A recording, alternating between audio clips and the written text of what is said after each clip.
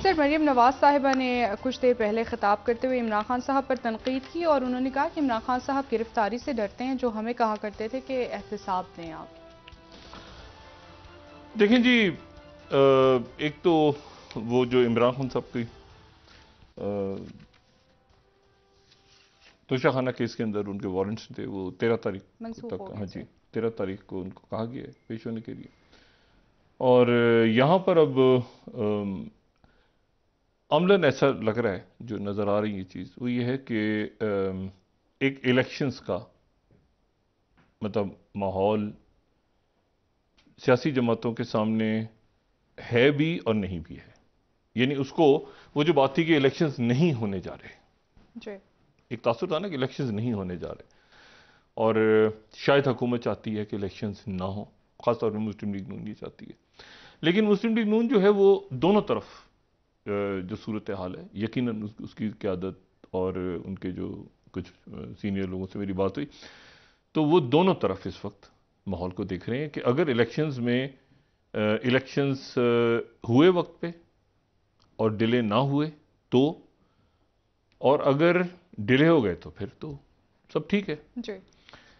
लेकिन ये बात जो मैंने चंद रोज़ पहले कही थी, मैं उसको दोबारा उस बात को मैंने जब कहा था कि पीपल्स पार्टी के अंदर एक सोच डेवलप हो रही है, आज से हफ्ता पहले मैंने बात की थी कि पीपल्स पार्टी में एक सोच डेवलप हो रही है कि इस मरहले पे अगर इलेक्शंस होते हैं दो असेंबलीज के, तो तीसरी असेंबली का भी इलेक्शन करवा लिया जाए, ताकि, और उसकी वजह ये थी कि अगर इमरान खान साहब यहाँ पे 5-5 साल के लिए, क्योंकि ज़िमनी इलेक्शंस नहीं होंगे, ये 5 साल की असेंबली होगी, यहाँ 5 साल के लिए आ जाते हैं, तो फिर उनका जो रुख है वो सिंध का होगा मुकम्मल तौर पे, और एक फिर माहौल बन जाता है कि जी वो, तो पीपल्स पार्टी कंफर्टेबल है सिंध में। पीपल्स पार्टी सही। को, हाँ, सिंध में कोई इशू नहीं है पीपल्स पार्टी को, बल्कि जनूबी पंजाब की तरफ पीपल्स पार्टी कंसंट्रेट करने की कोशिश कर रही है।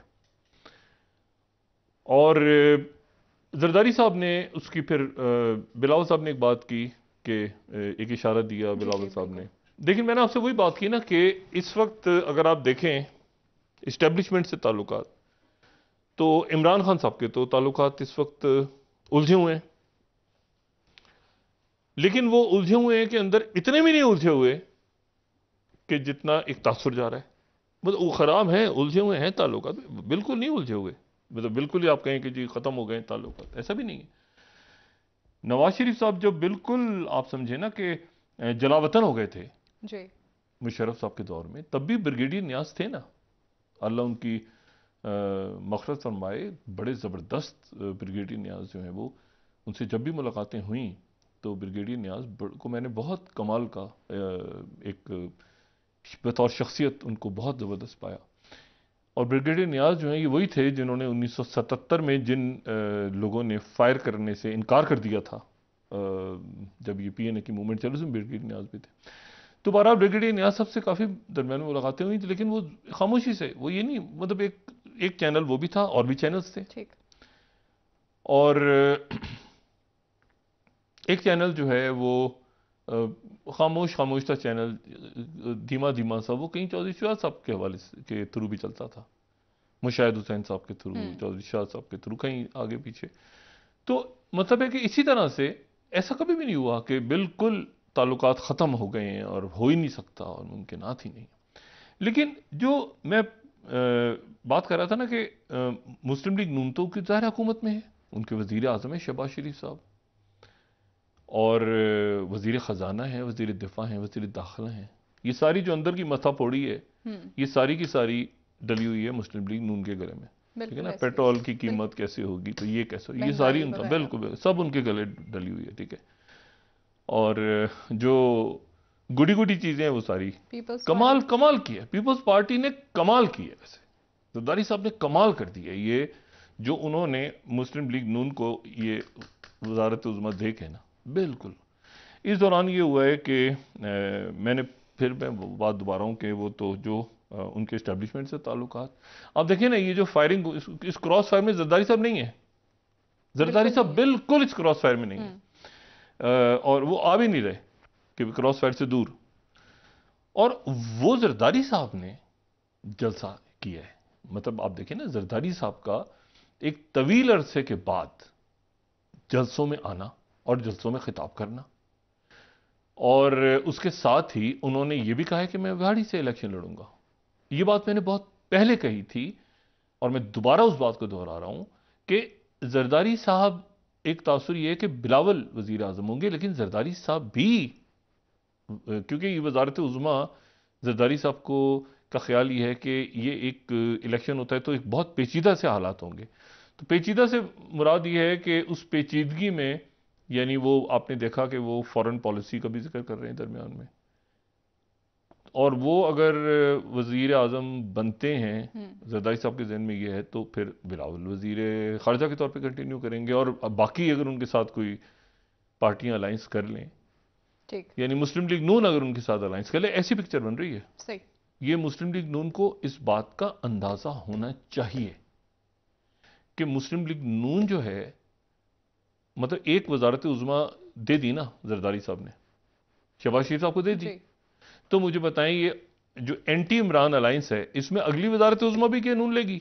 जरदारी साहब कहेंगे ना, एक मिनट ठहर जाए भाई, आपने एक वजारत उज़्मा ले ली ना, तो अब किसकी बारी है? अगली बारी फिर जरदारी। ऐसे यही होगा ना, आपको दे दी ना एक, शहबाज शरीफ साहब आपने एंजॉय कर लिया, ठीक है ना, सब दुनिया जहां जहां जो जो खिदमत कर ली कौम की, सब कुछ कर लिया आपने, ठीक है ना, मईशत को अच्छा कर दिया, बहुत अच्छा कर दिया। तो जरदारी साहब जो हैं वो इलेक्शन बोर्ड में चले गए हैं, और साथ ही वो बाकी मामलों पे भी उन्होंने नजर रखी हुई है कि अगर इलेक्शन नहीं होता तो भी ठीक है, नहीं अगर, लेकिन इलेक्शन होना ना होना तो जरदारी साहब के हाथ में है ना। सिंध असेंबली को कहेंगे रिजॉल्व करो भाई, और यहां जाओ टक्कर के इलेक्शन में। तो वो इस वक्त ये इशू बन गया है, जो यानी इसमें कहीं इस घन चक्कर में इमरान खान साहब का तो चले, वो तो ऑपोजिशन, मुकदमे आगे पीछे दाएं बाएं, इस घन चक्कर में कहीं मुस्लिम लीग नून फंस गई है। यानी अब आप देखें कि, यानी जो मैं बात पहले दिन जब ये हुआ ना सारा, जब ये वोट ऑफ नो कॉन्फिडेंस और ये सारा, हम दोस्त अहबाब बैठे हुए थे कौमी असेंबली में, और ये रात तक ये सारा हम देखते रहे मंजर, लोगों से मिले सारा, और उससे पहले भी इस्लामाबाद में हवाएं किधर चल रही हैं, क्या हो रहा है ये। मैंने उस वक्त मैंने कहा यार मेरी बात सुने, ये किसने ने कहा स्टेबल हो जाएंगे, मैंने कहा ये नहीं हो सकते, ये कोई, मतलब ये जो इनकी, ये कोई कैथोलिक मैरिज नहीं है, ठीक है ना, ये बस ऐसे ही है, ये किसी भी वक्त तड़क करके टूट जाएगी, इसको ये कोई फ्लड टाइप चीज है, इसको नॉट अ कैथोलिक मैरिज। तो ये जो है ना, ये इनका ये तय करें कि इस्टेब्लिशमेंट के साथ इनके क्या मामला तय हुए हैं। तो सबसे पहले तो जनाब शहबाज शरीफ साहब, मतलब एक तारीखी काम शहबाज शरीफ साहब का जो मुल्क की तारीख में बाहर लिखा जाएगा, और अच्छा भी है। उन्होंने कहा कि कोई भी तकर्रुरी कुछ भी, वैसे तो होता है कि भाई कई कंसल्टेशन होती है, तहरीरी तौर पे उन्होंने एक लेटर जारी किया कि मैं जहां पर भी जो भी अपॉइंटमेंट करूंगा, मैं वो आईएसआई की परमिशन से करूंगा। एक कमाल है, मतलब मैं कहता हूं कमाल है, और अच्छा है, लेकिन है कमाल। अच्छा, उसके बाद वो ऐसा कुछ फंसा है मामला कि वो इमरान खान से, यानी अब इमरान खान साहब की तकरीर का हर को पता होता है, हमें पता है इमरान खान साहब कल से उनकी अभी शुरू हो रहा है ना, अब आज उनको, यानी कल से उनकी स्टार्ट होगी वो जो इलेक्शन कैंपेन है, और इमरान खान साहब के ऊपर पाबंदी है टीवी पे, लेकिन बाकी इधर उधर सोशल मीडिया वीडियो पे वो निकलेंगे, एक्टिव होंगे। और इस दौरान जो है वो उनकी जाहिर है कि हाई कोर्ट में तकारीर पे पाबंदी वगैरह चैलेंज हुई है, और मरीम नवाज साहबा ने, अच्छा मरीम नवाज साहबा ने क्या कहना है ये भी हर एक को पता है, जो इमरान खान साहब ने कहना है वो भी हर एक को पता है। लेकिन लोग बहरहाल नोट कर रहे हैं ना कि इमरान खान साहब के थोड़े से एस्टैब्लिशमेंट से मैसेज अच्छा गया, खराब गया, अच्छा गया, खराब गया, अच्छा गया, खराब, ये सारी बात। इसी तरह मरीम नवाज साहबा का भी लोग स्पीच को देख रहे हैं, क्योंकि अब इसमें मसला ये हुआ है कि बीच में कहीं वो साकिब निसार साहब के 3 बयानात मुख्तलिफ आ गए हैं, जो कि उन्होंने 3 बहुत क्रेडिबल हमारे पुलिस को दिए हैं। अब तीनों किसे जो बात उनकी हुई है उसको, मतलब आदमी कहता है ना कि बस वो आदमी का अगर मतलब दिमाग खराब और पागल होने के दरमियान में कोई आदमी हो तो वो उसको पढ़ ले तो वो एक तरफ चला जाएगा। मतलब उन्होंने ये कहा है कि मैंने इमरान खान साहब को मुकम्मल सादिक और अमीन नहीं कहा। जी बिल्कुल ये बात किया। अच्छा, अब ये मुकम्मल सादिक और अमीन, ये मुझे नहीं, अ, इसके कोई पैरामीटर्स हैं? मतलब कितने परसेंट सादिक और अमीन? कोई 30%, कोई 33%? को पासिंग मार्क्स क्या हैं इसके? 50%?